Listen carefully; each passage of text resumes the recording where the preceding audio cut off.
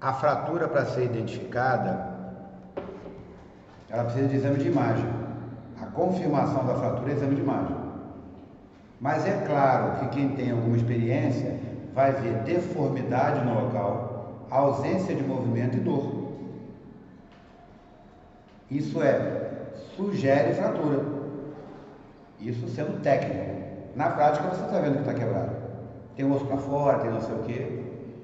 Porém, na hora até de passar a informação, eu estou vendo isso, isso e isso. Sugestão de fratura. Acabou. Aliás, sugestão de fratura aberta, sugestão de fratura fechada. Você vai ver que está tudo moído, você vai ver que tem deformação. Mas na prova tem essa questão. Deformidade do membro, dor e ausência de movimento. Não se reduz fratura, não se recoloca osso no lugar. Só o ortopedista faz isso. Na verdade, tem coisas que caem nessa prova, mas que eu vi questão que você mexe, você faz alguma coisa. Isso é impossível. Nenhum atendimento você tem que mexer no paciente. A não ser que ele não saia andando. Não, veja bem, se você não sabe fazer, só liga para o resgate. Se você sabe alguma coisa, pode fazer. E se alguém questionar, sim, eu posso por causa disso, disso. Né? Mas tem uma outra opção, tem uma questão na prova que fala que se for para salvar a vida da pessoa, se ela estiver correndo risco à vida, você pode movimentar a pessoa. Ah, mas vai agravar uma lesão, sim, mas vai salvar a vida. Ah, mas ela morreu por causa disso. Não, ela já iria morrer.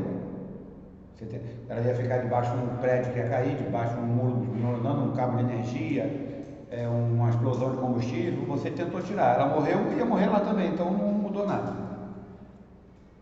Claro que é diferente, já que vai morrer, faz igual animal, vai lá e sacrifica, não é isso? Aí já é homicídio.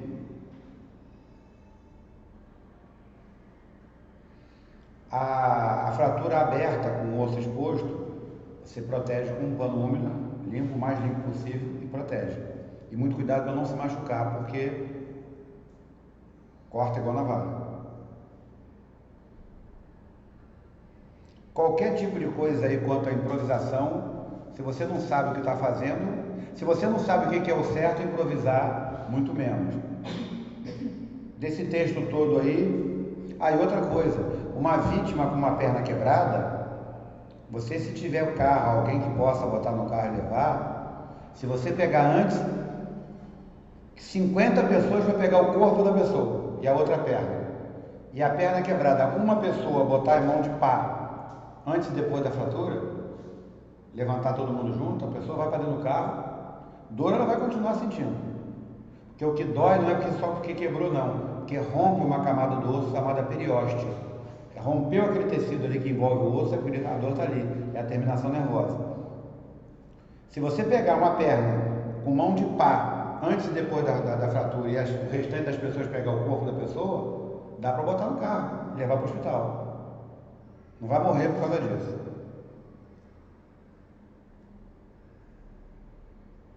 Hoje cedo, eu falei aí na sequência, eu falei sobre luxação. A pessoa bate com o pé no chão, cai, aí o pé incha, fica roxo, quebrou não, foi só luxação. Luxação é quando a junta se separa. Quando o ombro solta, quando o cotovelo solta, quando o joelho desencaixa, quando o tornozelo desencaixa da junta, isso é luxação. Quando há essa interrupção da sequência aí que separa os dois.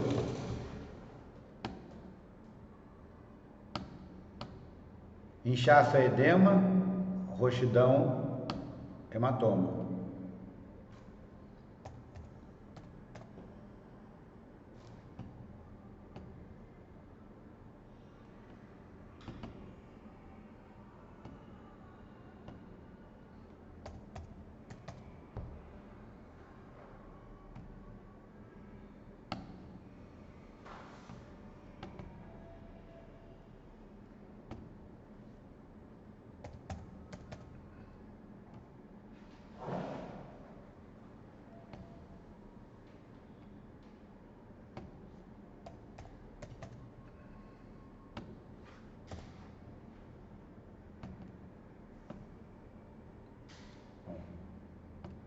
tem aqui, eu vou tentar localizar aqui.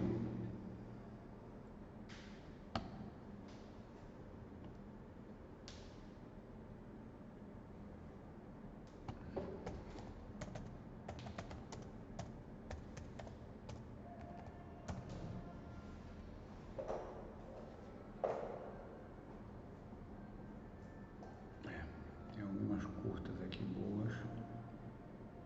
Deixa eu ver se tem um.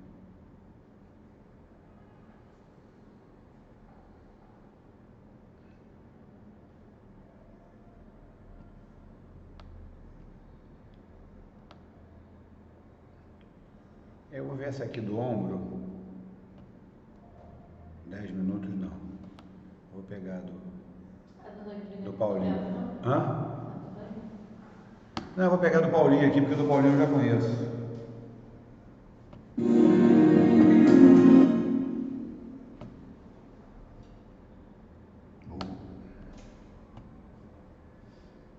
Esse jogador do Vasco se acidentou no campo, ficou internado, depois quando ele se recuperou, ele já saiu, foi para o Vasco no Emirados Árabes, alguma coisa assim.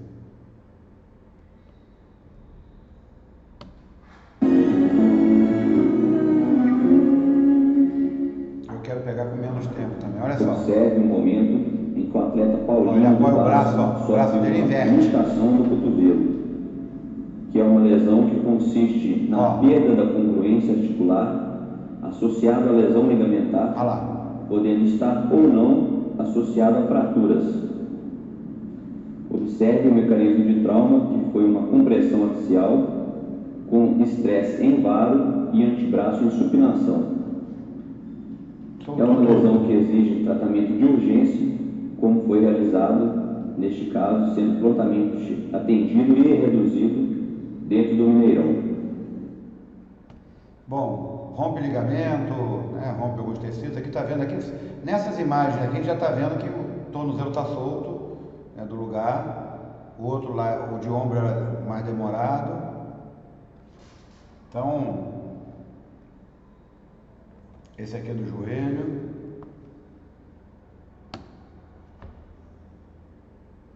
Luxação de patela, fez de tudo. Olha lá, que beleza. Luxação de patela, fez de tudo.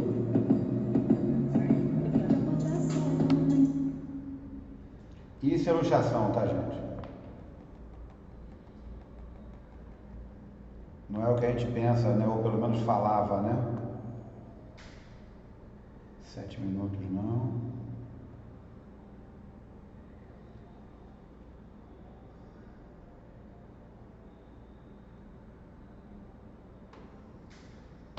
Vamos ver aqui. Again, what a run from Smith. Letting everybody know what he can do. Sort of doesn't really matter what stage of the game it is. It's a penalty. Again, what a run from Smith. Já bateu e desarmou, viu? Letting everybody know what he can do. Na pancada ele desarmou. What stage of the game it is. It's a penalty. Again, what a run from Smith. Já está visto, né? Luxação é isso aí.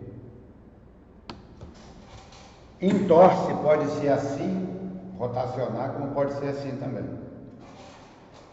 A minha eu já torci o tornozelo assim, e aí conforme o tornozelo fez desse movimento, bateu nesse ossinho malhão aqui do lado, daí fissurou.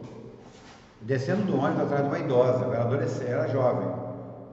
Atrás de uma idosa, sério, desci devagar no ônibus, não desci andando, nada não.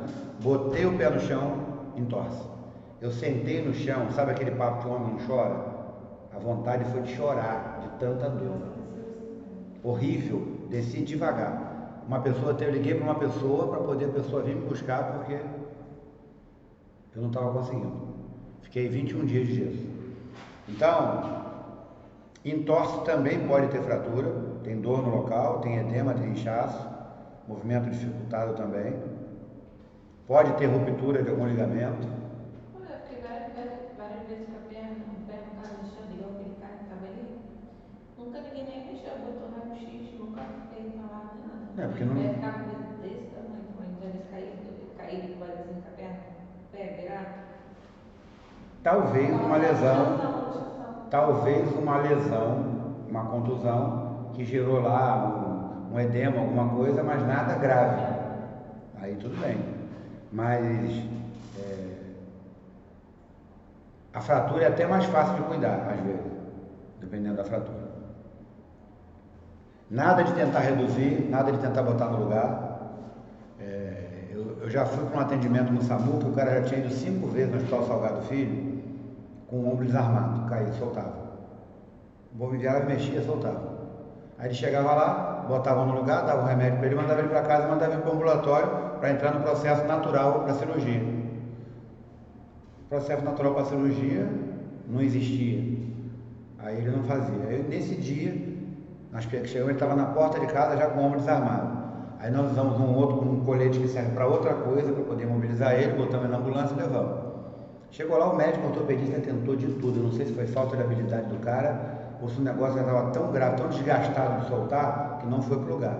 E a força que o médico fazia era tanta que o cara estava deitado na maca, o médico com o braço esticado para tentar posicionar, para botar ele no lugar, e eu aqui, ó, em pé do lado dele, escorando. E nada de conseguir. Até que o médico parou e falou assim: vou te internar, você já vai entrar para a cirurgia agora. Aí eu acho que eu resolvi a vida do cara, porque ele ficou para ser operado quando tivesse vaga mais lá dentro, porque não tinha como liberar o cara mais. Porque ele botava no lugar, dava remédio e mandava lá para o laboratório. E nada de conseguir. Até que nessa conseguiu. Não foi fácil. Aí eu já não sei, por falta de experiência, se foi a gravidade do problema, a falta de habilidade do cara, não sei, mas a força que o médico fez não foi comum. Não foi uma coisa simples. Bom.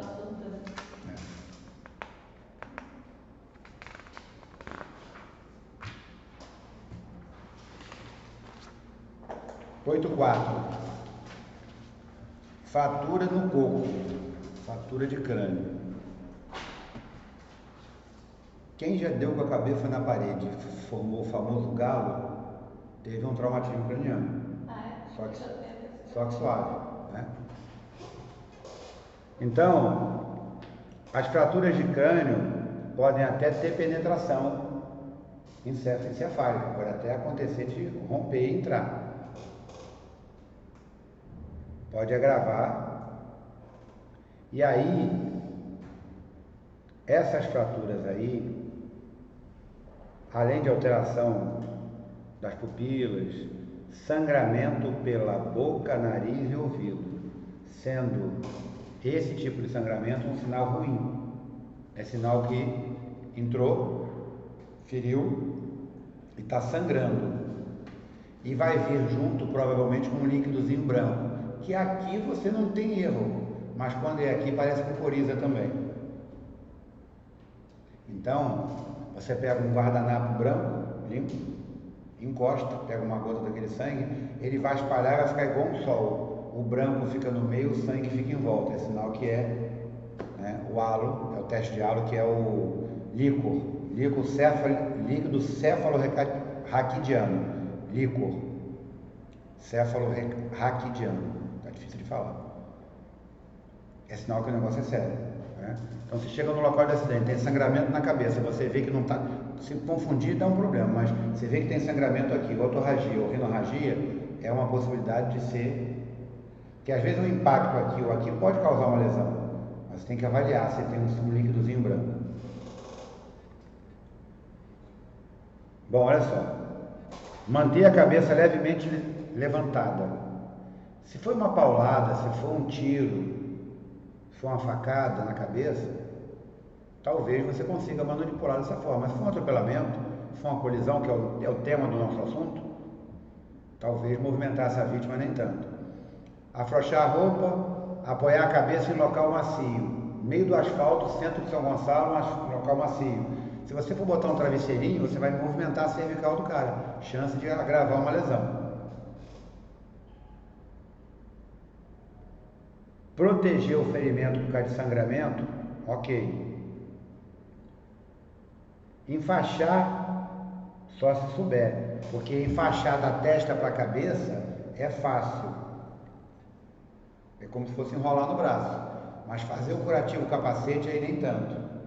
Aí você acaba de fazer, ele fica frouxo. Então,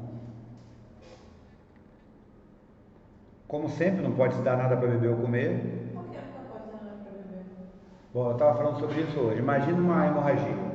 Estou dando um exemplo de uma hemorragia. Eu estou ativando o metabolismo da pessoa quando a pessoa come e bebe. Vai tudo para o intestino e para o estômago para fazer a absorção de nutrientes. A circulação começa. Se eu tenho um furo, eu aumento o vazamento ali, uma das coisas. Inclusive, quando a gente faz avaliação, quando a pessoa está lúcida, a gente pergunta se ela comeu alguma coisa. Todo mundo que vai fazer cirurgia, o que faz? Algumas horas de jejum dentro do próprio hospital. O bom é quando chega no final do dia para fazer a cirurgia, fala assim, não vai ser cirurgia não. E aí a cozinha já fechou, já fez tudo, você passa de um dia para o outro com fome. Então, uma das coisas é essa aí. Eu ouvi alguém falar sobre o tiro. Se você toma um tiro, você não pode dar água para a pessoa beber. Você não pode ativar o metabolismo de jeito nenhum. Vai ter sangramento. Engraçado que quando eu me acidentei de moto, meu último, espero que seja o último, meu último acidente, o chão estava fritando. Me queimou a mão, inclusive. E aí eu deitado no chão com aquele calor, olhei para mim, fui dar aquela olhada geral, vi como é que eu estava, fiz aquela tateada no corpo, fui olhando, a parte de percepção de tato, de pele, de osso, de dor, de joelho, de sensorial mesmo, tudo bem, ou seja, não estou com nada quebrado, movimentei a perna devagar, está tudo bem, vou levantar. Levantei. Dei aquela levantada, parei e respirei fundo para deixar a circulação equilibrada. Bom, agora que eu estou em pé está tudo bem, não caí, né? Não desmaiei, não tive um mal súbito, a pressão não desnivelou, tirei o capacete. Quando tirei o capacete, não prestei atenção no que eu fiz, não tirar o capacete. Aí, fiz tudo isso, que teoricamente eu não deveria ter feito, aí um cara vai me oferecer água, eu falo, não quero não. Por protocolo eu não quis água, olha só. Fiz tanta coisa errada, né? Bom, tirei o capacete, quando botei o capacete em cima da moto, que aí levantaram a moto e tudo mais, eu vi dentro do capacete o óculos. O óculos não sai com o capacete sem te incomodar, sem te machucar de repente. Eu puxei de tal forma que eu estava muito estressado, estava muito nervoso, estava muito agitado com o susto que eu tomei com a queda. Eu tirei o capacete com óculos e tudo. E aí depois fui para a ambulância, eu que liguei para o resgate. A Polícia Rodoviária Federal chegou porque estava passando, quem ligou para o resgate foi eu. E na hora que eu estava na ambulância sendo avaliado, eu falei assim, para qual hospital que a gente vai? Se fosse o caso, eu preferia ir para Azevedo Lima, porque eu trabalho lá perto, eu vou ter gente para me dar atenção lá. Olha só, das curiosas, abusado, né? Aí o cara falou, não, nós estamos indo para Azevedo Lima mesmo. Eu falei, então beleza. Aí, mobilizaram, me levaram para o hospital. No hospital já tinha aluno, tinha amigos, e aí o atendimento deu uma diferenciada. Bom, fratura de bacia ou quadril, fratura de pelve. Sangue costuma sangrar muito. Pode dar, a fratura dependendo, pode atingir outras coisas. Inclusive, você não vai conseguir ficar em pé, você não vai conseguir, de repente, por causa da estabilidade do corpo, mas pode sangrar também. Então é uma coisa que, além de dor, pode ser que você sangre, inclusive até morrer. Bom, quando uma pessoa vai fazer um exame secundário, num atropelamento, por exemplo, você faz força no tórax, para ver se você vai ouvir creque-creque. Você comprime de lado aqui, comprime aqui, para saber se tem creque-creque. Se tem creque-creque, está quebrado. Mas não pode fazer se tiver quebrado, perfurar alguma coisa, não? Bom, você precisa avaliar. A avaliação secundária tem que ser, você tem que fazer com cuidado. Mas existe essa possibilidade sim. Mas provavelmente já deve ter ido lá e voltado, não vai ser aquilo que você faz uma compressão e se tiver criptação de osso, está quebrado. É igual se tiver algo perfurando, você puxar. Se for uma faca, ela foi cortando e volta cortando. E no meio do caminho pode ser que ela também faça a lesão, mas ela tampone o sangramento. Quando você tira, abre o sangramento. Ou você pode fazer, ficar mais sério porque puxou. Tem que ir para o hospital com aquilo no local, o médico faz uma imagem, depois que ele faz a imagem, ele tira. E na pelve também. Você comprime a pelve, a pessoa está deitada, você comprime a pelve para ver se tem crepitade de osso, para saber se tem fratura. Eu achava que botava na máquina não, naquele eixo. Na prancha, mas aí mesmo assim tem que movimentar. Não, mas movimento diferente. Movimento em bloco. E perna, por exemplo, você dá para ver se tem uma coisa quebrada. Os pés estão nessa posição assim. O pessoal do online fica mais fácil de ver. Quem está aqui pode ver até por baixo da mesa. Aí de repente tem uma perna que está assim. O joelho está na posição, mas o pé está deitado. Está quebrado. Do joelho para baixo. Ou o pé está acima e o joelho está para lá de repente. A fratura está por aqui. Isso pode acontecer. Ou o pé está caído para o lado morto e não tem movimento, pode ser fêmur. Você consegue ver se tem esse tipo de fratura e a posição que é. Dá para avaliar. Então, a fratura de pelve você pode identificar assim.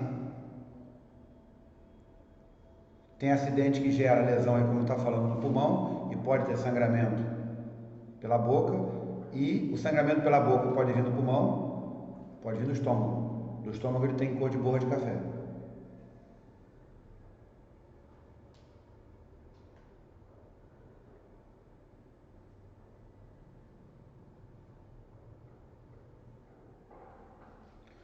Em todas essas condições, sinais vitais, respiração e batimento cardíaco, tem que ser monitorado a cada 2 minutos. Não pode passar disso. Toda hora tem que ver se está respirando, toda hora tem que ver se tem pulso, se está mais lento, se está mais fraco, se ele está cheio, se ele está fino, você tem que ver. Tinha uma matéria nesse primeiro livro que eu tenho que falar sobre a respiração. Você pode contar quantas respirações a pessoa está fazendo por minuto. Cada inflada que ela dá do tórax, você conta 1. Em 15 segundos, você vê quantas ela deu, multiplica por 4, no minuto ela está fazendo 20, 22, 18. Né? Se ela está respirando e parando, depois voltando a respirar, se está em apneia, pode ser uma informação para o resgate. Se está desnivelado, pode ter a fratura e ele está fazendo essa movimentação, essa expansão desnivelada. Às vezes, aqui a artéria está fora de posição, porque houve uma lesão pulmonar grave também. Tudo pode ter acontecido.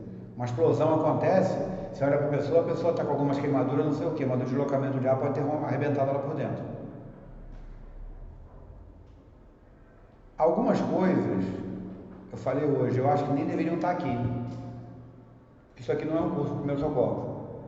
É um curso que tem noções de primeiro socorro para o motorista. Que no final é não tirar capacete, saber para quem ligar, sinalizar a via e aguardar o resgate. Mas, tá aqui, a gente fala um pouco. Todo acidente de via pública, todo acidente de trauma, atropelamento, colisão, queda de altura, suspeita-se de lesão na coluna vertebral. Principalmente na cervical, nessa região aqui. Então, sempre tem que se presumir isso. Depois do exame de imagem, vai dizer se sim ou se não. A lesão de coluna cervical é grave, além de deixar sequelas graves, como cadeira de roda, ficar em cima da cama, pode matar. Eu estava de plantão no SAMU uma vez, a viatura do pronto-socorro daqui, eu estava no Alcântara, a viatura do pronto-socorro daqui, vocês não estão na base não? Eu falei, então. Já encerraram a ocorrência? Já. A central passou uma ocorrência para a gente aí perto de vocês, o que houve? Não sei. Ele deve estar passando por um número, você deve ser o próximo. Ah, porque tem um acidente aí, não sei, o bebum estava brincando e não sei quando de cama elástica e bateu com a cabeça e quebrou o pescoço. Nós estamos indo para lá. Bom, foram. Chegaram lá no colega do SAMU. Na Trindade, cama elástica na rua, ele foi brincar, caiu, bateu com o pescoço na beirada, no ferro da cama elástica. Passou uma semana no Azevedo, indo e voltando, indo e voltando, indo e voltando. Estabilizava, caía. Não suportou, a respiração dele não aprumou, ele morreu. 33 anos. Depois disso, você perguntar para minhas 2 filhas, trauma de infância, pula-pula e cama elástica em festa. Nenhuma das 2. uma pula na outra, bate com a cabeça, quebra o braço quando cai, pode bater com a cabeça em tal lugar. Você pode prestar atenção. O pessoal bota a cama elástica na festa e bota num canto. Você vai olhar aquele canto, o teto é mais baixo. A criança pula pertinho do teto. Quem toma conta não está nem aí. E eu fui muito para a inauguração de rua na época de Aparecida, que a ambulância tinha que estar lá, um dos motivos: pula-pula, cama elástica, choque, bater com a cabeça, quebrar braço, dedo, tinha que ter uma ambulância ali. Aí, minhas filhas, meu pai já não gostava disso. Depois que começou a trabalhar com isso, piorou. Não tinha cama elástica para ela. Não tinha. Vai ter que corrigir esse trauma um dia, vai ter que fazer terapia, vai ter que fazer alguma coisa. Mas é melhor do que ficar quebrado, melhor do que ficar machucado. E eu sou de uma época que se tinha balão inflável, pula-pula nas festas, sempre, isso era o sonho das crianças para lá. Eu nunca me machuquei. Mas é claro que a criança pula daqui, outra pula de lá, bate os dois com a cabeça. Então, minhas filhas, eu cortei a onda delas, ainda falava assim, ó, tá vendo lá? Olha lá, olha a altura daquele teto. Se aquela criança pular um pouquinho mais forte, ela vai bater com a cabeça no teto. Ninguém que montou tá nem aí. Só vendeu o serviço. Quem toma conta não tem a mínima noção. Se acontecer alguma coisa, não sabe nem o que fazer. Bom, quando eu falo de primeiros socorros, que eu acho que cada um de nós tinha que fazer, é mais ou menos o que eu vou falar agora. Eu fui num casamento, num restaurante que tem em Manilha, que é restaurante e é casa de festa também, que é o de Matone. Já fui a Bonaceira. É uma cerâmica inativa que virou restaurante. Beleza. Eu já tinha ido lá quando era Bonaceira. Nunca prestei atenção nisso. Voltei agora no casamento, num colega do SAMU, e eu já tinha treinamento. Beleza. Quando eu entrei, eu vi a parede, ela deve ter quase uns 2 metros de largura de tijolo refratário. Aquilo é um forno, aquele é feito para aquecer. Tijolo o quê? Refratário, tijolo de churrasqueira, tijolo de barro. Assim, ó, você passa num portal, como quase igual um túnel. Vidros de blindex parecido com esse daqui, que para acessar tem que quebrar. E aí quando eu passei da porta, eu já olhei para tudo, aí fiz assim, ó. Os acessos que eu tinha para o lado de lá era para a cozinha e para a área operacional, onde os problemas iam acontecer, botijão, fritura, incêndio, e para lá não tem como ir, só para cá. Ou seja, eu descobri que só tinha uma entrada e uma saída. Fiquei na minha, eu e minha filha chegamos primeiro, a mais nova, ficamos aguardando um pessoal chegar, chegou o ex-chefe, chegou uma enfermeira, o ex-chefe com a esposa, a enfermeira com a filha, eu e minha filha, sentamos todo mundo junto e começamos a bater papo. Daqui a pouco o Luiz Cláudio: Augusto, fala, você já prestou atenção que aqui só tem uma entrada e uma saída? Eu falei assim: desde a hora que eu cheguei. Aí ele falou assim: resgatista é tudo neurótico. Eu falei: mas a gente sabe que nós vamos sair daqui. Se der, a gente tira alguém, mas nós vamos sair daqui, nós vamos. E é mais ou menos isso. Você quando chega num local, num ambiente, ninguém senta, festa. Melhor lugar de ficar é perto da saída da comida. Ali é perto do problema. Entrada. Se houver um assalto num bar, o crime começa pela entrada. A posição do meio é razoável, sim. Você tem visão de tudo. E se acontecer, para onde você vai? Esse tipo de coisa ninguém pensa. Ou quase ninguém pensa. Aí sai todo mundo correndo e vai todo mundo na direção do problema. Então, eu procuro pensar dessa forma. Já fui zoado na minha casa. Eu cheguei num bar com a minha filha, num trailer. Eu dei uma olhada geral e fui olhar assim. Foi a primeira vez que eu fui. Tinha acabado de mudar para o bairro. O que houve, pai? Eu não sei. O que pode acontecer? Eu tenho que saber por onde eu devo sair, se eu precisar sair, porque eu não sei. E continuamos lanchando, não houve nada, voltando para casa. Se acontece alguma coisa, eu tinha certeza que eu já tinha uma possibilidade. Porque eu fiz um curso. Porque eu aprendi algumas coisas. Então, tem hora que você não pode fazer nada, e tem hora que você tem que procurar um caminho. Se você não tem... Eu estava vendo... Hoje eu estava vendo um vídeo, o cara falou o seguinte: o cara veio te assaltar. Não tem jeito, entrega tudo, deixa ele embora. Agora, se você perceber que depois de entregue tudo ele não foi embora e continuou ali, está querendo que você vá para algum lugar fazer alguma coisa, ele não está querendo seus pertences só não. Agora você vai ter que procurar uma janela de oportunidade para reagir, porque senão você vai ficar. Porque às vezes você reage para salvar a vida e é justamente por causa da reação que você perdeu a vida. E primeiros socorros é isso, você tem que evitar o problema, evitar o acidente. Os primeiros socorros são evitar o acidente. Igual fogo. O primeiro combate ao incêndio é não deixar uma lixeira, tá fumando, pegou o cinzeiro e jogou na lixeira, tinha um cigarro aceso. É o primeiro problema que você causou um incêndio, então não deve causar. Aí sim, armazenamento de material, ventilação ou não do ambiente, pontos de combate, o que tem de combate a incêndio, todo esse tipo de coisa. Eu vi falar de uma mulher que ela estava em casa, foi fazer negócio de frigideira, pegou fogo, aí pegou fogo em tudo, e ela falou não apagar, pegou fogo nela. O marido dela chegou e, em vez de ajudar, ele foi abrir a janela, quando abriu o bulbo. Entrou mais oxigênio. Entrou mais oxigênio. No óleo, na gasolina, no álcool não se joga água. No álcool nem tanto, mas na gasolina e no óleo, diesel não mistura. Você espalha o problema. Tipo a panela pegando fogo, você abafa. Você vai e bota debaixo da torneira. Aí. Pior, você tem que abafar. Você tem que abafar. Pega a tampa e faz assim. Se eu usava pano, alguma coisa assim rápida. O pano molhado pode funcionar rápido, molhado, porque não dá tempo dele queimar. Mas se botar seco, tá chegando a queimar. Mas se você pegar uma panela, uma assadeira e tapar, o fogo para. A panela pegando fogo, dependendo de como esteja o fogo, se você não tiver um exaustor que tem filtro de gordura em cima, e aí você vê que o fogo da panela não está pegando em lugar nenhum, vai pegar fogo até o óleo acabar. Você pode ficar acima. Mas você tem tempo de parar para pensar friamente, pega uma bandeja, uma assadeira grande, alguma coisa e abafa. Não tem oxigênio, não tem fogo.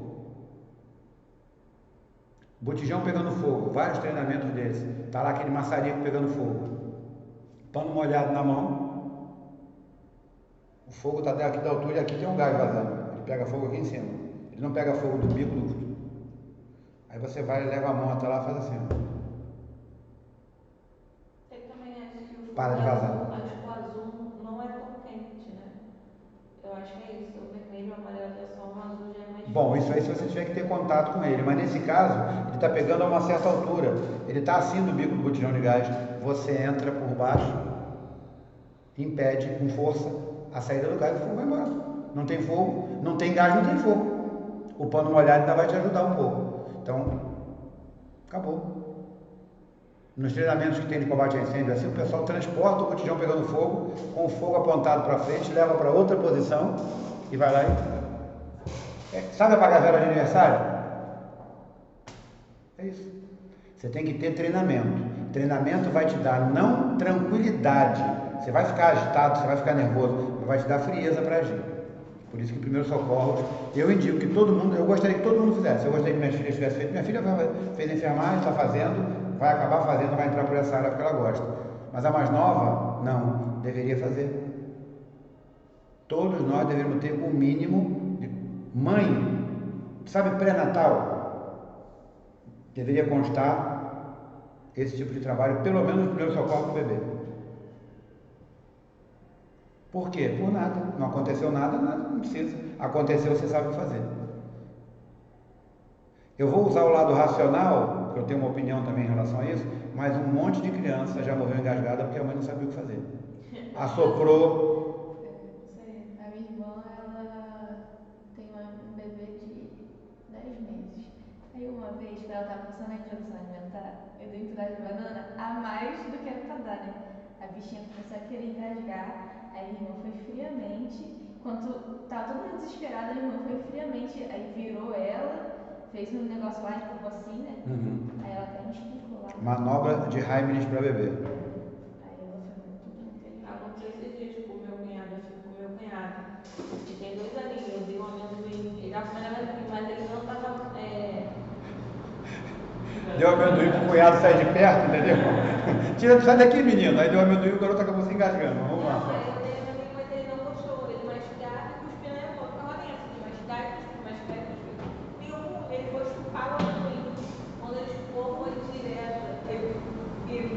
Ele tem 2 anos, então não botar na hora que eu botei aqui assim, a perna ela tava negócio. 2 anos? Aham. Então, eu falei disso aqui, uma criança domingo passou na minha frente por esse problema.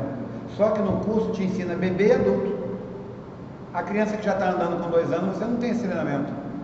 Eu tive essa dedução e falei para a mãe, que aí acabou desengasgando. Quando acontecer de novo, pressiona, ela abraça, pressiona por trás e aperta aqui. O diafragma vai empurrar o ar na contramão e o ar ajuda a tirar o que está na garganta, nas vias aéreas. Mas aquilo ficou na minha cabeça. Resultado, eu fui pesquisar e de fato é assim mesmo. Eu nunca tinha tido treinamento, mas eu tive a visão que era daquele jeito. Bom, gente, vamos encerrar.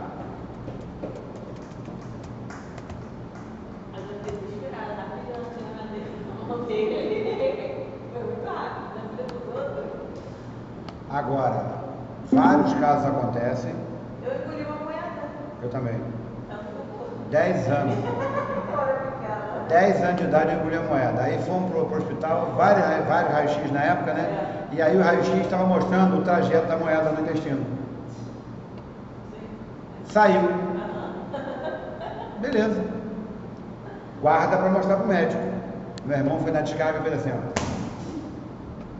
Guarda o que agora? Doutor, tem que fazer outro exame. Não tinha mais não.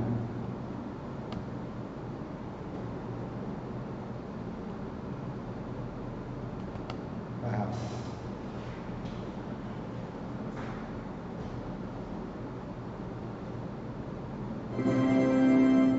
Chegou o primeiro, vem. Vem? Porque foi só...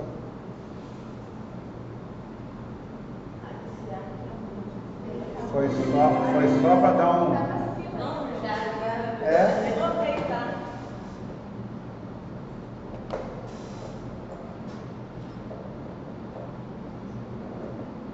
Bom, ele tá para cima. Mas ele tá para cima. Mas ele tá reverso. Tá batendo e caindo, é? Não é da velocidade. Pronto, agora eu joguei no Fernando. Só falta M. É.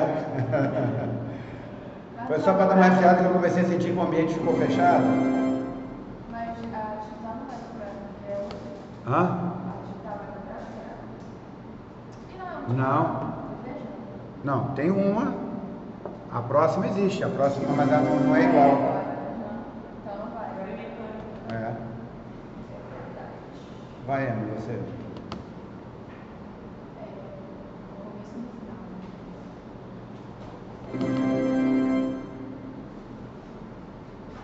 Mas é igual o cinema. O cinema não precisa de emergência. Mas como é aquela história de emergência funcionar? Tá todo mundo lá preso, 50 cadeiras. É, o que que acontece? Você vai ter que sacar primeiro, sair primeiro, de novo, foi não. Você vai ter que tentar ir primeiro, ou esperar o tumulto acontecer e passar após o tumulto. Você vai ter que medir a temperatura na hora. Pode deixar aqui, né? Espera um instantinho. Foi. Mas aí foi eu sempre estava olhando esse negócio de porta, de como empurrar a porta, eu ficava tudo pra Em geral, essas portas, você empurra atrás, ela abre para fora. O certo de saída de ambiente é a porta abrir para fora. Mas é aquele filme de ônibus, pra ver se destrói. Aquilo pode usar o martelinho ou pode usar a alavanca. Tem um que é o martelinho para quebrar. Não tem cara de quebrar facilmente, não. Já que ônibus não está tudo em casa. Mas quebra. Você bate no ponto certo, quebra. Tem um que ele é tipo uma caneta, dessa clique-clique. Você estica, ele entra, ele encolhe numa mola, você encosta, aperta o botão e faz tic, quebra. O pessoal do resgate tem desse. Queremos fazer isso mesmo. Não tendo, mas tem Não, tem umas vontades. Eu tenho um tio que o sonho dele, há muitos anos atrás, ele falou: ali em Itaboraí, perto da antiga Itachou, tem um monte de barraca de vaso de planta, de barro, de carro, entrar com o carro e jogar tudo pro alto, quebrar, sair quebrando tudo. O sonho dele era esse.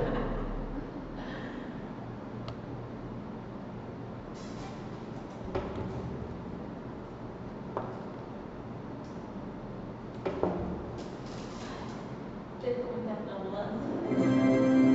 2006 até 2015. Não, 2012.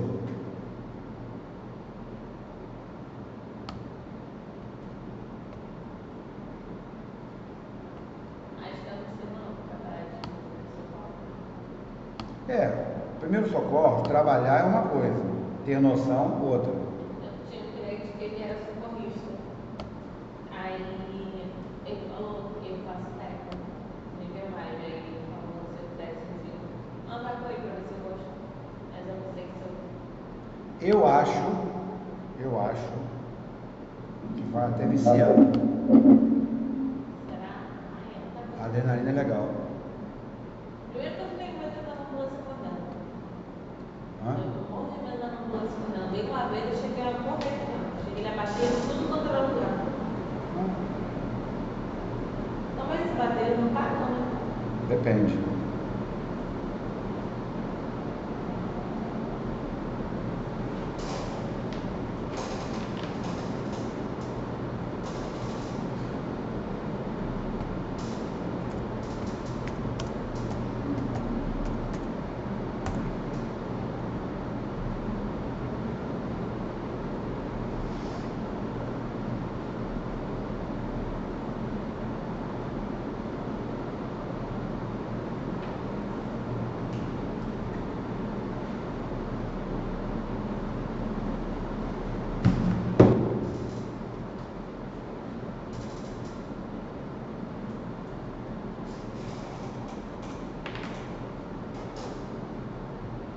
Vou esperar o pessoal entrar aqui rapidinho, daqui a pouco a gente começa.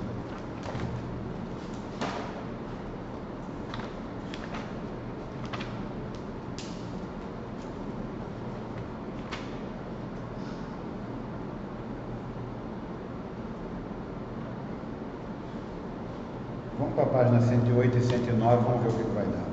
Vamos ver o que vai sair daí.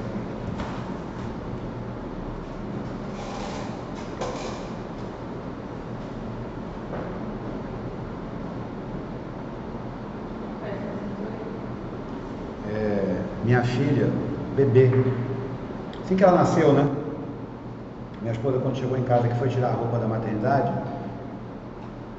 isso foi a parte, vamos dizer assim, visual da coisa, né? Não sabe se seria a mesma coisa.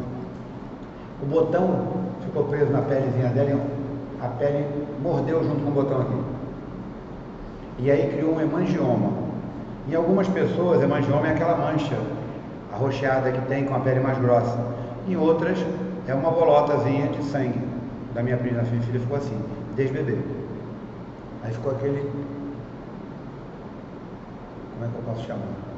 Como se fosse um tumorzinho aqui. A mulher ficou desesperada com aquilo, queria porque queria operar, queria porque queria tirar aquilo, porque aquilo. E eu, até então, entendi. Fomos ao médico. Chegou no médico, cirurgião, pediatra. Ele falou, mãe, olha só. Isso aí costuma sair sozinho. Esses vasos vão necrosando, vão arrebentando, vão cicatrizando e vão saindo. Bom, sem contar que você não sabe como a pele dela vai andar mesmo, se movimentar até a fase que isso possa incomodar ela. Pode ser que não fique nada. Mas pode ser que de repente andando essa mancha sobre o rosto e tudo mais, aí nesse momento a gente pensa em alguma coisa para corrigir.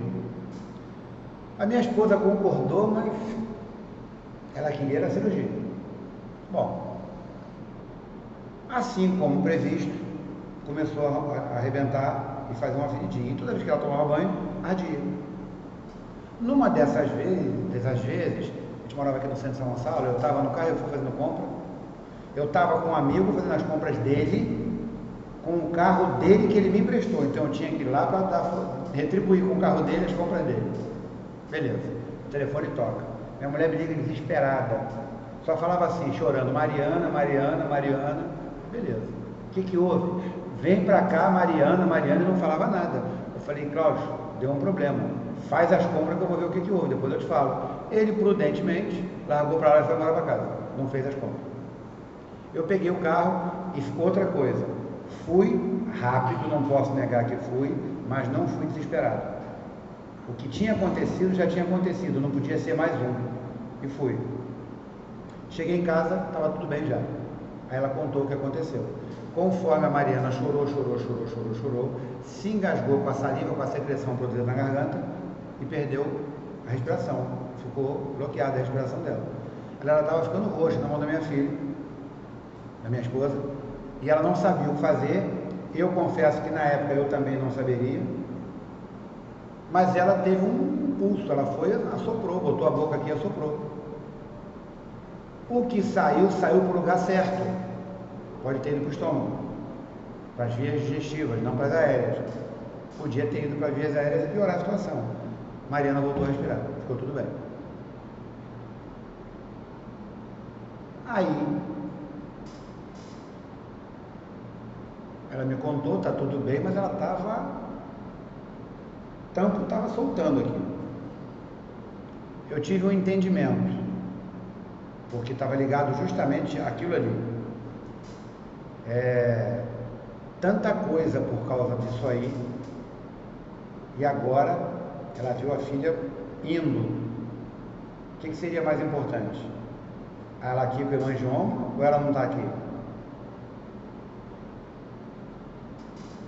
Mas foi um sentimento, não foi aquele sentimento, tá vendo? Fica preocupada com umas coisas e agora tá... Não, foi uma coisa que veio como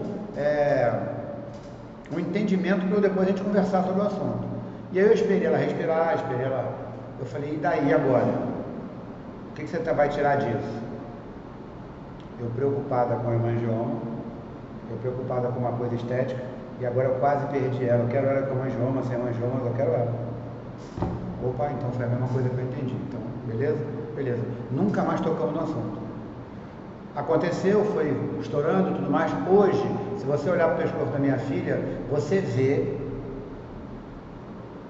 uma pessoa branca que foi à praia. Só que no caso dela é só aqui. Ela é morena, então a cor dela ficou aqui um pouquinho mais escuro, mais nada. Isso nunca incomodou ela, nem quando era um pouco mais escuro e ela era mais branquinha, nunca incomodou. Isso nunca foi um problema.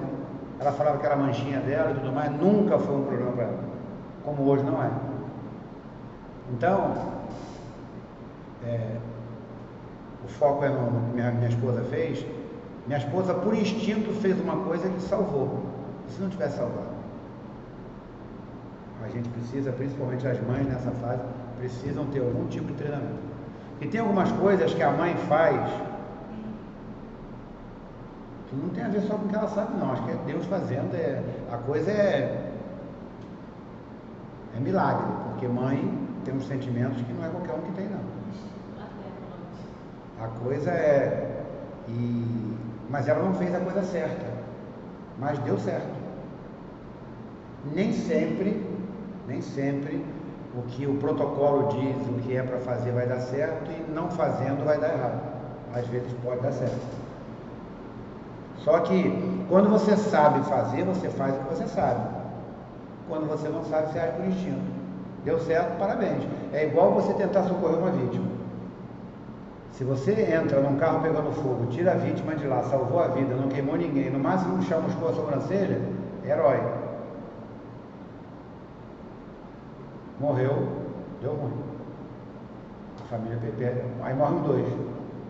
Tem um filme do Kevin Costner, que é Anjo da Vida, que ele é resgatista da Marinha, da Guarda Costeira Americana. E o filme começa com ele errando, quebrando o protocolo. Erro grave. É só romantismo. Não existe romantismo. Você é vítima. Teoricamente, tá, gente? Grosseiramente, o problema é seu. Eu vou fazer o que der. Eu não posso virar vítima por você. O navio entrou em naufrágio, todo mundo pulou dentro d'água, tinha meia dúzia de homem dentro d'água, o helicóptero chega. O piloto informa, o rotor de cauda está congelando, temos que voltar. Se a gente voltar, eles morrem. Vamos continuar. Ele não é soberano sobre a aeronave é o piloto. O piloto não, você desculpa, você quer pular, você pula, eu estou indo embora. Acabou o resgate. Deu pane na aeronave. A aeronave custa milhões, tem uma equipe lá dentro que salva vidas. Se morrer, não vai salvar mais ninguém. E se a aeronave cair no mar, quanto tempo vai levar para repor essa aeronave para salvar mais vidas? Essa é a conta. Não, vamos salvar. Beleza, ele foi. O mar estava jogando, tinha resíduo de tudo que era coisa boiando, tinha container boiando, tinha... Numa dessas, um resíduo, um lixo desse bate na aeronave, e bum, a aeronave cai. pega fogo, explode, fere todo mundo, mata a equipe toda, menos o Kevin Costner, um amigo, que acaba que o amigo morre no decorrer do resgate do Kevin Costner. A equipe, os náufragos, só tinha um vivo.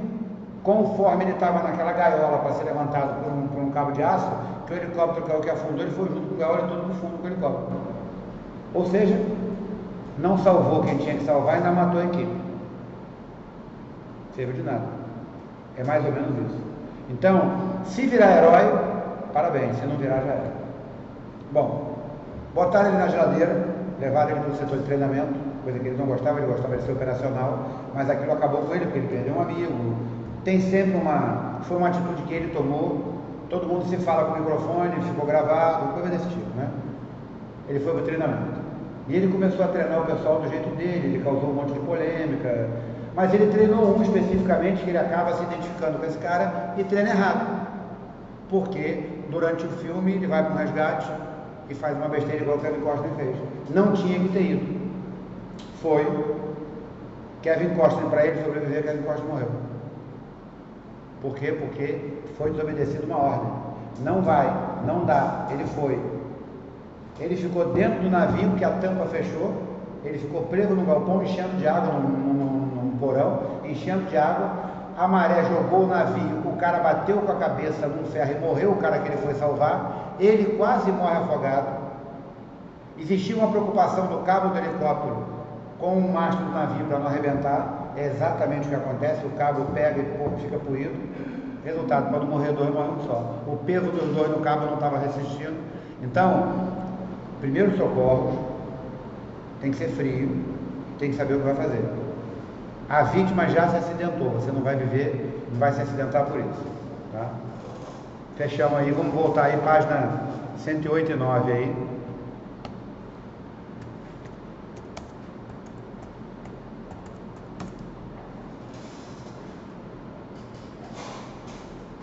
O sistema de arrefecimento, aonde tem uma peça mais famosa chamada radiador, ele trabalha jogando água para dentro das paredes internas do motor, para refrigerar. Quando eu digo refrigerar, é trazer para a temperatura ideal, porque nós estamos falando de 100 graus. Se ele vai para 105, refrigera, ele vai para 100, ok? E manter o motor funcionando com temperatura ideal sempre.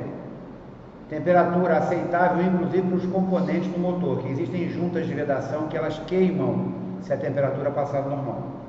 E se queimar, essa água passa para dentro do motor, mistura no óleo, aí vira pé com cabeça, já era. Então, sistema de arrefecimento. Tem que estar com as suas peças funcionando em dia, tudo funcionando direito. Sensor de temperatura e válvula termostática. Vocês vão ouvir de mecânico, válvula termostática não serve para nada, tira. Desconfia. Sistema de arrefecimento, casa de radiador. Não é qualquer mecânico que mexe. Tem uma aqui no Galo Branco. Você sobe aqui e vai para o Galo Branco. Retorna no Olavo Bilac e volta logo à direita, perto de uma oficina mecânica e perto de uma autopeça. Tem um cara, até uma loja que tem uma subidinha. E a outra perto do 7º Batalhão. Vai lá, fulano, vim ver teu carro, ver o carro. Não, estou ocupado, procura fulano, ele manda para lá. Mas aqui ainda é o melhor. Quem mexe com isso? Né? Ah, eu nunca troquei o sensor de temperatura do carro. R$50, vai, compra na autopeça e bota. Ah, mas não sei como é que estava, não importa, troca. Válvula termostática, tem seu tempo. As pessoas deixam ela dar problema, aquece o carro e depois troca. Isso pode gerar um dano. Como não é barato, 250, 300 reais a peça, mais a mão de obra para colocar, verificação das mangueiras. 7 meses, mais ou menos, você tem que pegar a mangueira fria e apertar. Essa mangueira, ela perde tensão e ela perde estrutura igual a artéria, que tem aneurisma. A mangueira acontece a mesma coisa. É muita pressão e água quente rodando ali direto, uma hora ela cede, ela fica velha. Ela pode ficar trincada por depósito de corrosão do motor, porque não foi usado o líquido de arrefecimento correto, foi usado água da bica. A água da bica tem corrosão, minerais, cria corrente elétrica dentro do motor. endoida o sistema do sensor de temperatura, ele não vai medir direito. Bom, se o carro for seu, faça dessa forma. Se for de terceiros que queiram ouvir o que você está falando, orienta. Senhoras, esposas, para quem é casado, não discuta esse assunto com o marido, deixa para lá. Não vai dizer que o instrutor da autoescola falou isso. Vai lá, se ficar a seu encargo fazer o conserto, volta para casa só com a nota. Fiz. Se tiver aqui, estou indo lá numa coisa. E fui, a melhor coisa que eu fiz, tirei a válvula termostática. Uma hora vai dar problema de novo. Quando der, você fala, eu ia te avisar, mas preferi não. Mas agora eu estou te avisando. Bota a válvula termostática. Né? O engenheiro faz um curso, se especializa, participa do projeto de um carro. E um cara que, um nível superior pós-graduado, e um cara, ensino fundamental prático, vai lá e diz, tem que tirar. É claro que isso não é uma regra. Tem muito cara que fica no canto assim, ó, quietinho olhando. E o superior graduado fica lá assim e vai se quebrando. O cara fala assim, moço, desliga na tomada. Ou então, o computador não funciona, não liga. Você já experimentou ligar na tomada? É isso que acontece. Mas eu quis só dar esse exemplo para vocês entenderem. Bom, radiador, líquido de arrefecimento, que não é mais água do radiador, é água desmineralizada mais aditivo. Água desmineralizada, ou seja, água destilada mais aditivo. A bomba d'água que faz essa água rodar, válvula termostática que ela controla o fluxo, ela abre e fecha a passagem da água quando chega na temperatura. Interruptor térmico, apelido, ventoinha, ou cebolinha. O sensor de temperatura vê a temperatura, comanda a termostática, abre a água, passa pelo radiador, refrigera, volta para o motor. Reservatório de expansão é onde você completa quando precisa. É o reservatório de água, enche o sistema todo e depois enche o reservatório até o nível. Então, esse sistema tem que funcionar redondo, tem que funcionar bem, principalmente hoje. Consumo de combustível, desempenho, funcionamento do motor, está tudo ligado à temperatura, coisa que antigamente não era desse jeito. Não se verifica nível, não se mexe com o motor quente. O nome desse reservatório é de expansão. A água está sob pressão e está expandindo. Se você abrir a tampa, ela vem em cima de você e te queima todo. Várias pessoas já se queimaram com isso. Então, deixa esfriar, abre e olha. Uma forma de deixar a pressão sair, sabe refrigerante quando você compra, vem do mercado, lava a garrafa, não sei o que, bota em cima da mesa. Quando você abre, ele fala, aí começa a vazar. Que você dá uma segurada na tampa e deixa só a pressão sair, faz a mesma coisa com o reservatório. Pega um pano grosso, se bobear molhado, vai em cima da tampa e deixa. Quando vê que soltou, parou de sair, você abre um pouco mais. E vai deixando a pressão sair. A pressão saiu, não importa se a água está quente, ela não vai pular mais. Você pode fazer isso. Tem que saber fazer. Bom.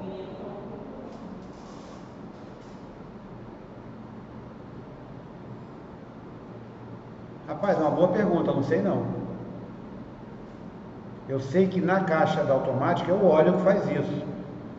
Porque pode ser que na conexão volante do motor, caixa, pode ser que haja isso. Eu vou tirar uma dúvida com um colega aqui que é instrutor e mecânico, curioso, mecânico, e vou te responder isso. Eu vou pesquisar e te falo. Mas eu acredito que não, acho que é o óleo só, mas a gente vai, eu vou te responder depois, mas eu nunca ouvi falar nisso. Bom, a pergunta que ele fez, né, se a água do radiador também faz isso, se ela refrigera a caixa do carro automático, caixa de transmissão, caixa de mudança, caixa de engrenagem, caixa de marcha. O que acontece é o seguinte, quando a embreagem do carro não é a cabo, eu piso e um cabo tracionado alivia no motor, solta as engrenagens, ela é a óleo, eu empurro o pedal, ele comanda um óleo, uma válvula faz a embreagem. É diferente. A hidráulica é o fluido do freio que trabalha na embreagem hidráulica. Inclusive a luz de freio pode acender e não ser problema de freio, isso é da embreagem. É o mesmo fluido que faz esse movimento, mas quando o carro tem embreagem hidráulica. Hoje é um monte de informação. No dia a dia, você precisa saber algumas coisas, porque você vai chegar no mecânico e ele vai dizer que foi o pino da grampoleta que quebrou. A mola de granzep partiu. O biguiri de encosto deu problema. Eu posso podendo jogar no Google para saber o que é, não vai achar, vai achar que é zoação. Você tá, o Google vai falar assim, deixa de ser burra, minha filha, ouve o que o Guto te falou, aprende. O Google vai te xingar. Cuidado com isso, você precisa pelo menos saber, você não vai fazer, mas pelo menos saber que existe. E detalhe, se o carro nunca apresentar aquele problema, você nunca vai saber. Só se um amigo tiver e conversar com você. Eu teve coisas que eu aprendi com o último carro que eu tive. Essa parte de arrefecimento chegou num ponto de experiência que eu tive com o carro, negativo, que virou positiva, que eu fui no mecânico para ele consertar o problema que aconteceu. Queimou a junta, passou água para o óleo, ou seja, me gastei uma grana lá, R$900. Na hora que ele montou o motor do carro, que ele ligou tudo, o radiador, ele tem um ventilador que ele tem 2 velocidades. Quando a temperatura está num bom nível,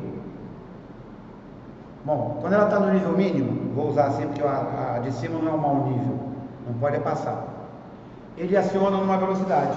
Quando você liga o ar ou quando pega o engarrafamento, quando a temperatura sobe demais, essa movimentação de troca de água continua, mas o ventilador liga para ajudar a arrefecer. Na rua, o vento bate na frente do carro, também ajuda. Parado, a tendência é esquentar mais. O ventilador entra no segundo estágio. Quando entra no segundo estágio, direto, não entra no primeiro, alguma coisa não está comandando certo. A válvula termostática não está abrindo, ele está ficando com a água muito quente, não está trocando. E tudo com tomada eletrônica, com sensor de temperatura, com comando assim. O sensor alarma, a válvula abre. Eu falei assim, fulano, olha só. Isso é tudo eletrônico. Tem uma tomada desligada. Tem tudo. Ele até então era, para mim, uma referência nacional, mecânico. Ele é bem antigo em São Gonçalo. Não, tá tudo certo, tá tudo ligado. Eu falei, olha só, cara, quem monta não é você desmonta, você orienta, tem funcionário seu, de repente ficou fora. Não, mas olha só, o radiador tá sujo, tem que mandar limpar. Eu falei, não tenho mais dinheiro para nada. Mas você paga depois, cara, dá uma olhada. Tá bom, vou fazer porque você está falando, porque para mim tá tudo certo. Quando ele esticou a mão na tomada da válvula termostática, fez assim, ó, clique. O ventilador na hora fez assim, ó, primeiro estágio. Aí ele começou a acelerar, eu falei, não, deixa comigo agora. Vai fazer o que você tem que fazer, vamos deixar ele na marcha lenta. Ele chega na temperatura e volta, sozinho. Porque quando eu tento acelerar o carro muito para poder ligar o ventilador, eu acelero mais do que deve, menos do que deve, e ele vai ligar, ele vai entrar na segunda, vai entrar na primeira, eu não vou saber. Então deixa ele na lenta. Se ele arrumar 1, 2, 3 vezes a lenta, tá ótimo. Porque a rápida eu sei que ele está ligando. Dito e feito. Ligou 3 vezes, tá tudo bem, tudo certo, fechou o capô e foi embora. Eu disse para o mecânico o que ele tinha que fazer. Então, cheguei até a pensar, se eu tivesse que montar um negócio, e não descartei isso na minha cabeça, um negócio onde eu tivesse troca de óleo, que é manutenção contínua, mexer com esse tipo de coisa, para fazer verificação e orientar o que fazer, substituir peça e tudo mais, e colocar aditivo no radiador, orientar como deve ser feito, fazer limpeza. E bateria. Bateria e troca de óleo, circula o dinheiro. O outro é onde vai dar uma manutenção de grana maior. Não perdi esse pensamento não. Mas de tanto que eu mexi. Teve um dia que eu fui pegar um passageiro lá no shopping. Passei do horto antigo do seu pai, passei do horto ali. Mais à frente a marcha soltou. Eu fui lá atrás, peguei o tapete da mala, botei no chão, deitei embaixo, fui lá, botei a mão, fui lá pegar o passageiro, levei para Niterói, voltei o carro. Esse carro, se ele serviu para alguma coisa para mim, serviu para algumas, mas ele me deu muita confiança. Foi me ensinar a fazer algumas coisas. Teve coisas que eu fiz porque não tinha dinheiro para pagar. Fui, pesquisei e fui lá fazer. Essa que eu tentei consertar, que acabei não conseguindo, que depois soltou, eu aprendi até a engatilhar, que ficou durante um tempo engatilhado funcionando. Eu passei uma tarde, em um pedaço grande da noite, debaixo do carro, tentando botar a peça, até que uma hora eu usei um instrumento de precisão famoso chamado porrômetro e botei a peça no lugar. Foi depois que ela desgastou e saiu. Mas vou te falar, eu aprendi algumas coisas com esse carro. Coisa que hoje eu não vou ser enganado mais. Aprendi que ele teve problema porque eu fui enganado. O problema que eu tive foi porque eu fui enganado. Quando eu comprei o carro, o dono do carro me levou no mecânico dele. O carro está falhando, o que que houve? Está falhando porque as velas de ignição estão gastas, troca. Quando ele tirou, pô, mas olha essas velas como é que estão corroídas. Já estavam molhadas. Estava vazando água para dentro do motor. Beleza. Eu não sabia. Trocou vela e cabo e o carro continuou falhando. Por quê? Porque ainda tinha vapor de água entrando ali perto das velas e a centelha não funcionava direito, a explosão não ficava direito, a combustão, a queima não funcionava direito. Ok. Pode ser bobina. Espera aí, foi lá na autopeça que é do lado, pegou uma bobina nova, fez um teste. O carro funcionou redondo, tá vendo? Era bobina. Cheguei pro dono do carro e falei, olha só. Vela, cabo, tudo bem, agora a bobina, tá bom, a gente racha, 100 para cada um, beleza. Quando ele botou a bobina, os cabos e a vela, o sistema elétrico ficou cheio, potente, tudo novo. Mascarou o vazamento de água, porque a centelha estava muito nova, muito forte, o vapor não fazia muita diferença. Ficou tudo certo, peguei o carro e fui rodar com o carro. Lá na frente, quando deu problema de novo, que eu presenciei o cara tirar as velas, eu falei assim, não acredito. Ele falou aqui, cara, tá corroído. Seu carro está vazando água. Foi quando eu levei para o mecânico para consertar. Exatamente igual as velas estavam lá na frente. Junta queimada. Então, levei uma calça riada do ano anterior e do mecânico dele. Entubei, banquei o meu erro, fui burro, não vou ser enganado mais. Então, está falhando, as velas de ignição, elas não podem sair com marca de corrosão, é sinal que estão molhadas. Foram molhadas, enferrujaram, não pode. Se você pegar uma vela de ignição e olhar ela com corrosão, não está boa. Pegou o carro, está dando uma falhadinha, mas deve ser cabo e vela. É cabo e vela? Antes da gente fechar o negócio, vamos no mecânico. Vai no seu mecânico e pede para ele tirar as velas. Você olha, faz, tudo bem, conversa com o seu mecânico à parte, ele vai te dizer, vem cá, é vazamento de água, isso vai me dar problema? Porque também se ele abordar, ele vai ter que bancar alguma coisa. O cara vai dizer assim, não, é vazamento de água assim, esse carro está queimando junto, já está com a roda queimada, devolve esse carro. Amigão, bloqueei o carro, pronto. Porque senão vai te dar problema, tá? Então é importante você conhecer algumas coisas sim. Você não precisa ser a referência no assunto. Está arriscado você andar tão pouco com o seu carro não vai te ensinar nada, a não ser você passear e dirigir, ótimo. Mas se ele der algum problema, você precisa ter alguém de confiança para te orientar, no mínimo. Porque mesmo eu, com a idade que tenho, com o tempo de experiência que eu tenho, o mecânico me ludibriou. Não vai fazer mais. Mas eu passei por essa falha aí. Bom, sistema de lubrificação. O sistema de lubrificação, o óleo lubrificante no motor, existem peças no motor que trabalham ferro com ferro, uma encostada na outra, fazendo atrito, subindo e descendo. Tem que ter óleo lubrificando isso aí. O motor aquece, esse óleo também ajuda a retirar calor dentro das partes do motor. Nessa foto que está aí no livro, essa parte dourada, bronze que está aí, que é o eixo, e essa parte que é o pistão, você está vendo que a parte metálica, cromada, está presa na parte marrom. E ela quando sobe, não é aberta assim não, ela sobe dentro de um cilindro. É como se fosse essa caneta aqui, essas canetas aqui dentro, né? Ela está dentro de um cilindro. Ela faz esse movimento aqui dentro do cilindro, subindo e descendo. E tem que lubrificar, senão há desgaste, perda de material, aquece e pode fundir o motor, pode ficar em brasa. Sobe lubrificando, quando desce tem um anel, são 3 anéis de segmento, que ficam nessa parte redonda, na cabeça aí da parte redonda.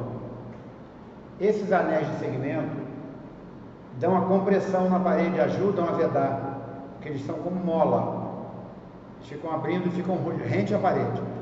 Sobem lubrificados e descem raspando o óleo que subiu na lubrificação. Quando a queima acontece, queima só combustível e oxigênio, não queima óleo junto da mistura. Com o tempo de uso, há um desgaste, aí tem que substituir essas peças. Aí o carro começa a queimar óleo, tem que fazer retífica, beleza? Tem que comprar peças com medidas maiores e tem que raspar a parede gasta e arranhada por uma medida a menos, tira um pouco de material da parede e aumenta a medida do pistão para poder continuar encaixando ali. É retífica do motor. Então, quando queima óleo, sai fumaça azulada, questão de prova. A fumaça azulada é sinal de nível de problema com nível de óleo, pistão e anel de segmento. Nesse motor aí tem um texto aí embaixo escrito Carter, reservatório do óleo do motor. Carter. Questão de prova. Carter, reservatório do óleo do motor.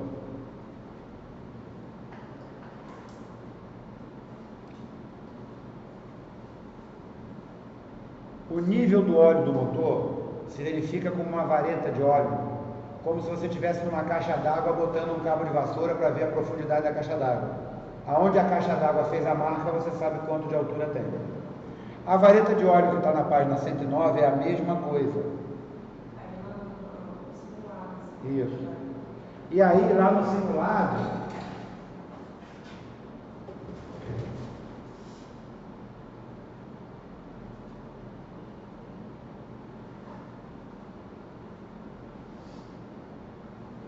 tem um desenho de 4 ponteiras de vareta.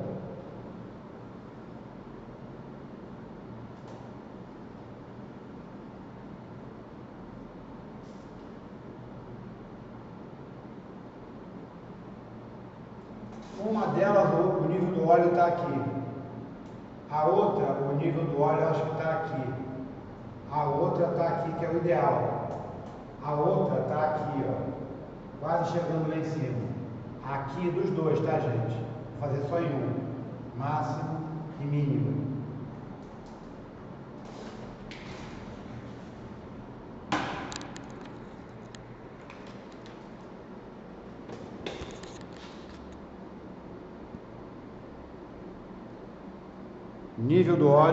Nível do óleo acima do mínimo, nível do óleo entre o mínimo e o máximo, nível do óleo entre o mínimo e o máximo, mas está quase no máximo.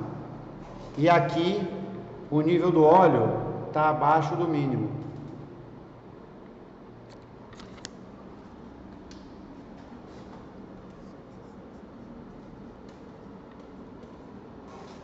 Na questão de prova, imagens A, B, C e D.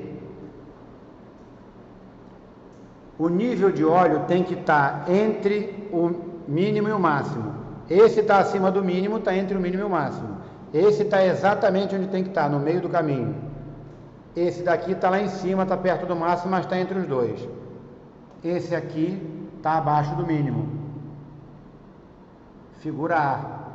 Aí lá na resposta tem A, B, C e D. Resposta da imagem A está na B.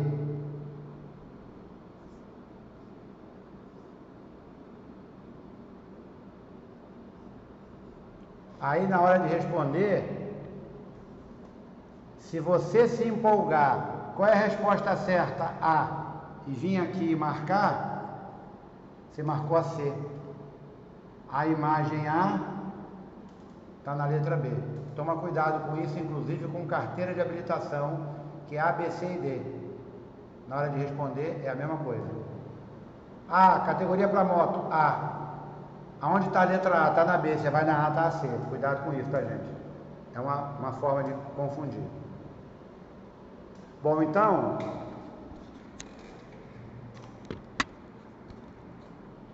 o nível de óleo, você coloca a vareta no motor, ela tem um ponto em que ela fica do lado do motor, ela entra e vai lá no fundo do cárter, igualzinho botar um cabo de vassoura numa caixa d'água. O que você deve fazer? Para o carro, de preferência na noite anterior, tipo uma sexta-feira, a não ser que seja uma emergência. Vai dormir, tudo mais, de manhã, abre o capô do carro, vai na vareta do lado do motor e puxa com o dedo assim, vai na ponta, limpa com um pano que não deixe fiapo o resíduo, ou um papel que não fique resíduo, e devolve. Superfície plana e rígida, o carro tem que estar no plano. Desculpa, o rígido é de outra coisa, superfície plana. E o carro tem que estar frio. Algumas horas daria para esfriar, mas como você só quer verificar, de manhã cedo você vai lá pro capô, puxa a vareta, limpa a ponta e coloca de volta, espera uns segundos e puxa. Aí você vai ver o óleo vir nessas posições aqui, acima do mínimo. O ideal é aqui, ó, entre o mínimo e o máximo. Funciona aqui e funciona aqui, mas é aqui. Aqui é ok, aqui tem que saber por que ele está no mínimo. Alguma coisa aconteceu.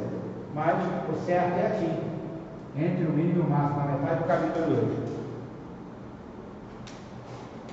Verificou, está tudo bem, bota no lugar. Sentiu que o óleo está muito sujo, muito preto, sentiu que o óleo, você faz assim, ele não está dando liga na mão, estuda a possibilidade de substituir, porque ele já está vencendo. Porque o óleo você troca por quilometragem. Só que se você, por exemplo, anda 10 mil quilômetros, que é uma média estimada para troca, indo daqui para São Paulo todo dia, você tem um tipo de desgaste no carro. O carro está na marcha mais leve, andando mais, pegando mais vento, mais solto, sem comprometimento. O carro anda carregado, pesado, já no centro de São Paulo todos os dias, 400 km por dia dentro do centro de São Paulo. Ele tem mais temperatura, ele tem um uso mais severo. Talvez você precise verificar ele com uma quilometragem menor, porque ele foi levado ao desgaste pela temperatura, pelo uso do carro, pela força que o motor fez. Ele anda em fazenda, em sítio, tem muita partícula que é absorvida, passa pelo filtro. Então, também estimar metade do caminho. Na Toyota, quando eu trabalhei de vendedor, a picape era, quando era uso severo, que era fazenda, sítio, 4x4, off-road, a cada 5 mil quilômetros. Quando era uso urbano, a cada 10 mil quilômetros. Então você precisa também saber isso, que uso você dá ao seu carro. Então, o óleo do carro que fica no engarrafamento o dia todo, ele gasta primeiro do que o carro que vai para São Paulo todo dia, mesmo rodando a mesma quilometragem. Tá? Então a verificação do nível do óleo é essa daí. E essa é a questão da prova, uma delas que cai sobre óleo, essa daqui. A outra é nível de óleo, anel, segmento e pistão, que dá fumaça azulada, que ela queima. Então, o sistema de lubrificação do carro, hoje uma troca de óleo está em torno de R$150. Trocando óleo e filtro de óleo. Tem gente que vai dizer que, não, a cada troca é sim, troca não, eu troco o filtro. Bom, você vai passar óleo novo no filtro velho. O filtro já está comprometido em termos de passagem de óleo. Igual o filtro de água em casa, que ele começa a entupir, a água não sai porque está sujo. Vai acontecer com o filtro de óleo. Então troca os dois sempre. Melhor. R$20 um filtro de óleo. Você vai economizar R$20 agora para perder 5 mil depois, não adianta. Verifica o filtro de ar. O ar que é captado para poder jogar na mistura do motor, ele passa por um filtro e ele suja. Precisa ser verificado. Condições ideais. Trocou o óleo, troca tudo, filtro de ar e filtro de combustível. Pegou o carro, recém-comprado, carro usado, ok. Quanto tempo você trocou o óleo do carro? Tem uns 4 mil quilômetros. Beleza. Vai você para a troca de óleo, verifica tudo, troca filtro de óleo, combustível e filtro de ar. A partir daí você controla. A cada 10 mil quilômetros ou 6 meses, né, você troca o óleo do carro com filtro, ar, combustível e filtro de óleo.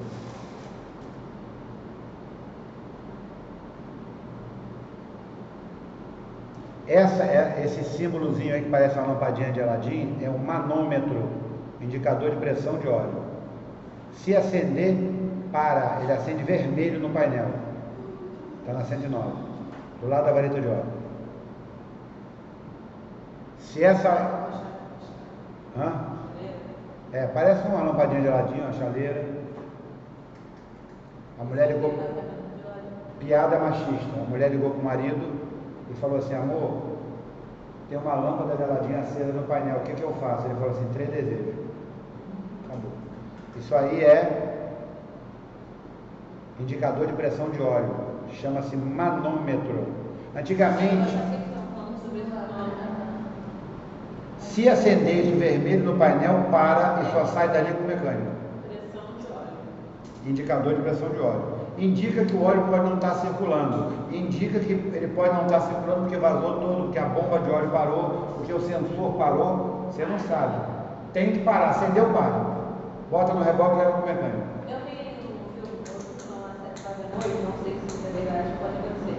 Mas foi numa situação que era um carro, o cara abriu o carro, não sei se o carro é diferente, não. E ele pegou tipo um pano de chão molhado. Bateu em cima de alguma coisa, deu curto-circuito, depois o carro explodiu.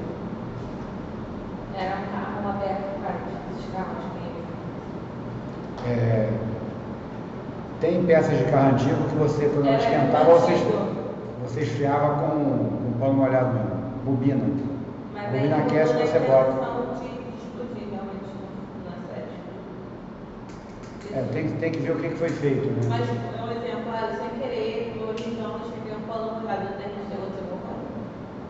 Explosão só acontece quando queimam bastante para os gases que estão dentro de um reservatório, como tanque de combustível, como botijão de gás, não tem saída e ele começa a expandir ali dentro. E aí uma hora ele rompe. Isso é explosão. Ou o que parece uma explosão é um recipiente com muito combustível, os gases daquele combustível, igual na churrasqueira, quando você joga o álcool e joga o fósforo, é a queima daqueles gases. Aquela expansão da queima também parece uma explosão, mas não é uma explosão. Por que falam que quando bota gás no carro tem que ser do carro? Porque ele pode explodir. Não, sim, mas explode menor de carro. Bom, o excesso de pressão da máquina que está abastecendo para o cilindro, vazamento de gás que pode gerar um bolsão de gás e explodir, que é o que acontece, e você inalar gás também no lugar. E se explodir, você tomar fora é melhor. Bom, na sequência da 109, sistema de escapamento. Isso é o cano de descarga do carro. Fica embaixo do carro, sai do motor e vai até a traseira do carro. Ele tem tubo coletor, catalisador, silencioso intermediário, traseiro. Essa divisão cai na prova.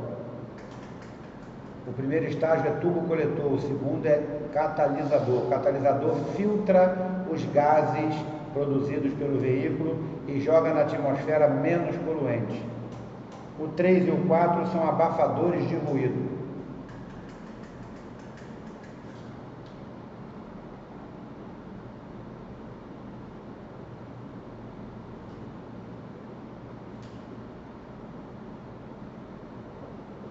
O catalisador é um item obrigatório por lei.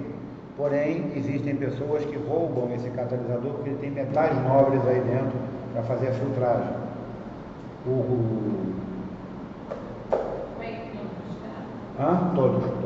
Todos, depois de uma certa idade, depois de um certo ano, que lá atrás,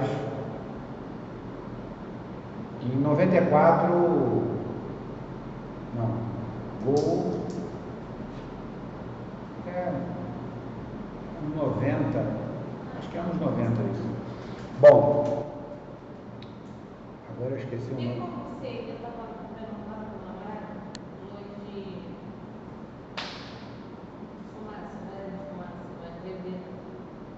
Ele não foi atrás. Na frente ele falou que ele era um pouquinho mais alto, mas eu achava que, não sei se você foi errado, mas eu achava que tinha que ser bem abaixo. Em geral, o farol auxiliar fica na parte de baixo da grade, no limite lá perto do chão. O dele não é lá, tem uma parte assim, aí ele vem aqui e tem outro farol aqui assim. Mas não é tão perto do chão, não. Eu não acho. Qual o ano do carro? Qual ano? Não sei. O que esse carro pode ter não é luz de neblina, chama-se DRL. Luz de roda. Mas ele falou que você vê que ele achava que não. Bom, o que eu vou te dizer é que serve, mas não é de neblina. O DRL pode equivaler quase a um farol baixo, para de dia. Para de dia. Para de noite, porque é luz de rodagem diurna. Para de noite tem que ser o farol baixo. Luz de neblina é lá embaixo na grade no final. O que ele tem é DRL. Bom, ele pode utilizar, é melhor utilizar esse do que não utilizar nada, mas não é luz de neblina, é DRL. Bom, então o tubo coletor aí, escape e tudo mais, isso cai na prova, esse fracionamento aí do cano de descarga. E aí na sequência tem fumaça branca, pode ser água passando para dentro do motor e queimando e saindo do cano de descarga. Líquido de arrefecimento do radiador queimado na câmara de combustão. Pode ser condensação da água do etanol. O álcool é álcool hidratado e ele pode gerar um vapor com a sua condensação na traseira lá.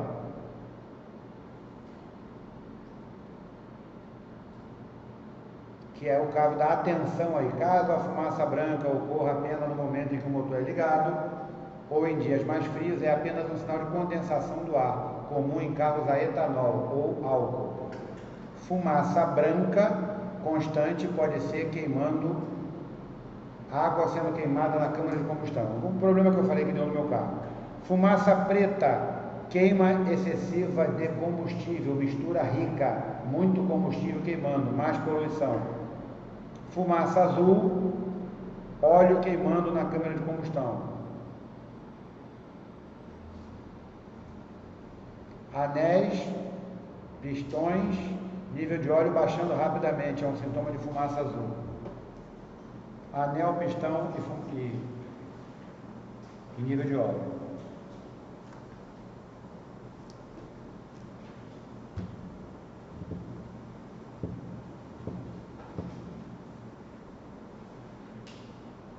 Ignição eletrônica, 110.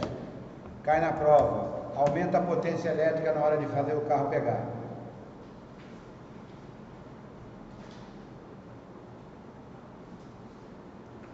A ignição eletrônica calcula o momento do ponto de ignição, substitui os distribuidores convencionais por mapas eletrônicos com resultado mais eficiente que a ignição convencional. Ignição eletrônica, resumindo, aumenta a potência na hora de virar o carro, na hora de ligar o carro. Distribuidor distribui, basicamente isso, distribui energia para o sistema de ignição. Corrente elétrica de alta tensão que vai para as velas para fazer a explosão. A bateria, ela não produz energia, ela acumula, igual a do celular. O alternador, que está na página 111, produz. O dínamo, que está na 110 no final, produz. Aliás, não, o dínamo não está aí não. Tá, alternador e dínamo produzem energia, a bateria acumula. A chave de ignição, ela tem ligado, contato, ligar e voltar. Ela tem 4 posições, 3 especificamente, né? Você vira, acende o painel do carro, as luzes todas acendem. Faz um cheque eletrônico, elas apagam. Aí você pode... A bomba, quando você vira a chave que o painel acende, a bomba do motor, a bomba de combustível, lá atrás do banco traseiro faz... Você escuta fazer. Enche o sistema de combustível. Aí você vira, ele pega. Se esse barulho não fizer, é sinal que pode ter um problema. A bomba queimou. Fica debaixo do banco traseiro, onde é o tanque. Aí você, depois que a luz apaga, você pode ligar. É o tempo de encher o sistema com combustível.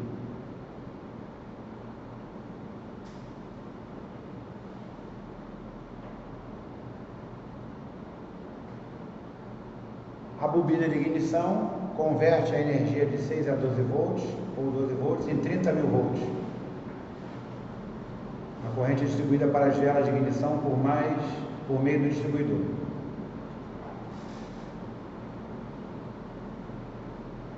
Aí está dizendo aí, ó, quando ocorre um superaquecimento da bobina, pode ser um sinal de desgaste da peça. Essa bobina que está na fase aí embaixo dos cabos vermelhos, essa é uma bobina que quando aquece a gente abafa ela com água. Pega o pano molhado e bota para esfriar. É só para tirar do enguiço. Ela está dando problema. Você esfria, o carro pega e você sai. Bom, eu fiz aí uma passada rápida nessa parte, frisei. Inclusive alternador e dínamo, quando não funciona, não carrega a bateria, acende uma coisa no painel chamada amperímetro, que é uma bateriazinha vermelha. Amperímetro. Amperímetro indica que há problema no alternador e no dínamo.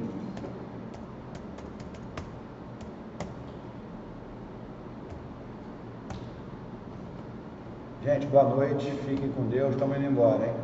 Até a próxima.